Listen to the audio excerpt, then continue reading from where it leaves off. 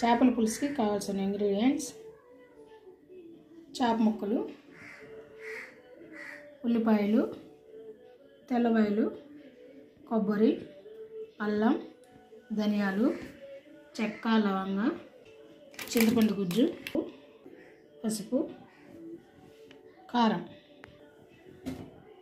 ముందుగా చేపల పులుసులో కారం తగినంత, స్పైసీగా కావాలంటే ఎక్కువ వేసుకోవచ్చు.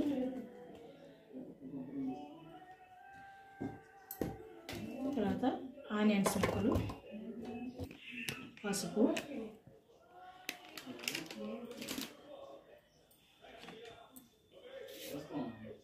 తగినంత సాల్ట్,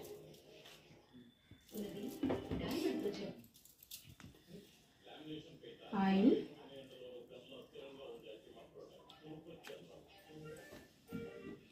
అన్నీ మిక్స్ చేసుకోవాలి.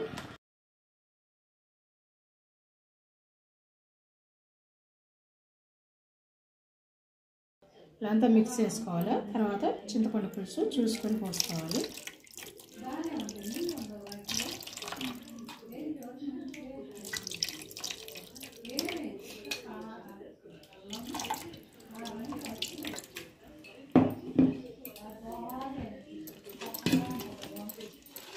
ఇలా అంతా మిక్స్ చేసుకొని పొయ్యి మీద పెట్టి ఉడికించుకోవాలి. స్టవ్ వెలిగించుకొని బాండిలో పెట్టుకొని ధనియాలు, చెక్క, లవంగా వేసి ఫ్రై చేసుకోవాలి.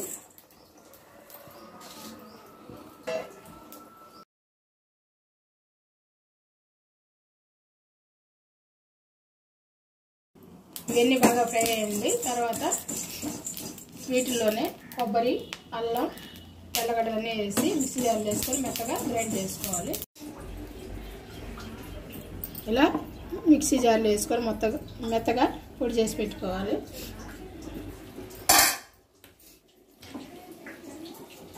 చేపల కూర అంతా బాగా ఉడికిందండి. దీంట్లో మనం కొద్దిగా మసాలా వేసుకుందాం.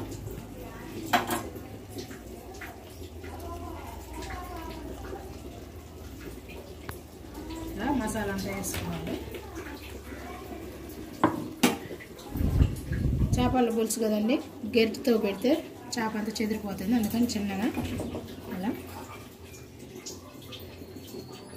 మిక్స్ చేసుకోవాలి.